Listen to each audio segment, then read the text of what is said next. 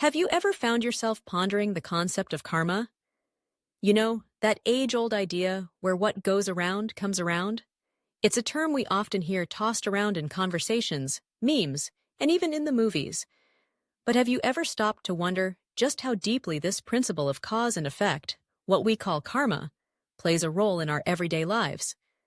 Today, let's dive into this fascinating topic and explore how understanding karma can transform the way we live, think, and interact with the world around us. First off, let's break it down.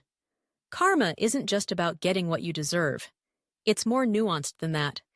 It's about the seeds we plant with our actions, words, and even thoughts. Imagine you're a gardener. Every choice you make is like a seed you're sowing in the garden of your life. If you plant seeds of kindness, compassion, and positivity, you're likely to cultivate a beautiful garden that flourishes. But if you sow seeds of negativity, anger, or selfishness, well, you might end up with a garden full of weeds. Think about it. When you help someone in need, you're not just doing a good deed in that moment. You're creating ripples that can come back to you in unexpected ways. Maybe that person you helped will pay it forward and help someone else, and in turn, that person might help you one day when you least expect it. It's this interconnected web of actions and consequences that illustrates the essence of karma. Now, you might be asking, what if I've made some mistakes in the past? What if I've sown some bad seeds? Here's the good news. It's never too late to change your gardening habits. Acknowledging our past actions is the first step toward transformation. Just like a gardener who realizes that certain plants aren't thriving, we can take stock of our actions and decide to nurture new seeds. Let's say you've hurt someone unintentionally. The first step is to own up to it.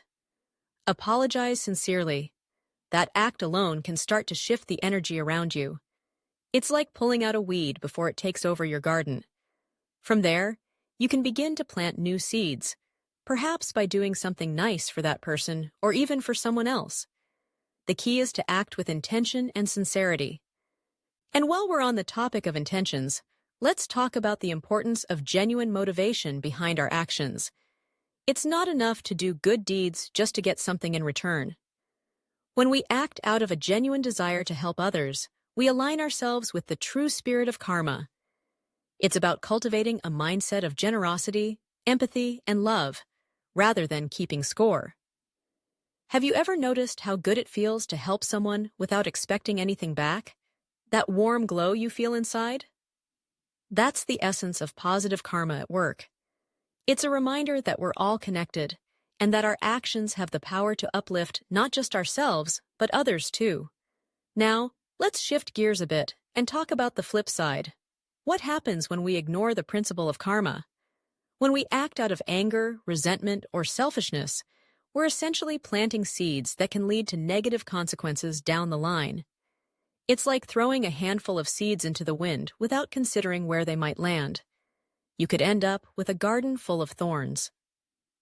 Picture this. You're in a heated argument with a friend, and in the heat of the moment, you say something hurtful. That's a seed planted in anger.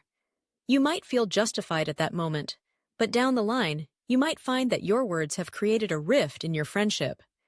The fallout can be painful, and it might take a long time to mend that relationship.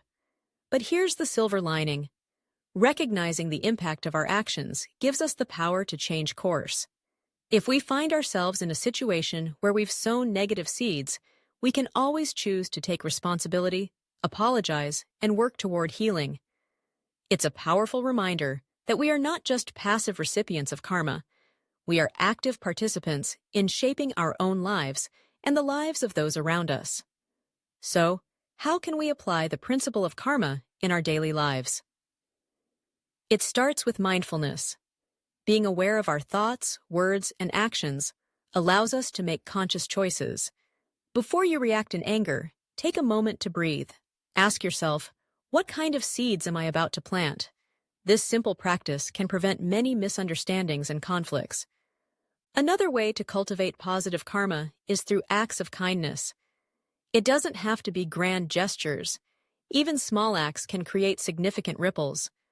Hold the door open for someone, compliment a stranger, or volunteer your time. These little seeds of kindness can blossom into something beautiful, not just for others, but for yourself too.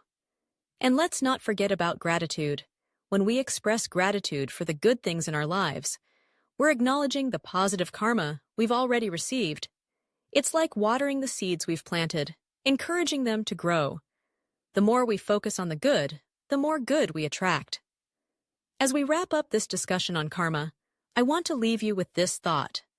We have the power to shape our destinies through our choices. Every action we take, no matter how small, contributes to the larger tapestry of our lives. By consciously choosing to plant positive seeds, we can cultivate a future filled with love, kindness, and fulfillment. So the next time you find yourself wondering about karma, remember that it's not just a concept, it's a way of life. It's about understanding that our actions matter, and that we have the ability to create a beautiful garden, not just for ourselves, but for everyone around us. Let's embrace this journey of sowing good seeds and watch as our lives bloom in ways we never imagined. Thank you for joining me today, and may your garden of life be filled with vibrant colors and sweet fragrances.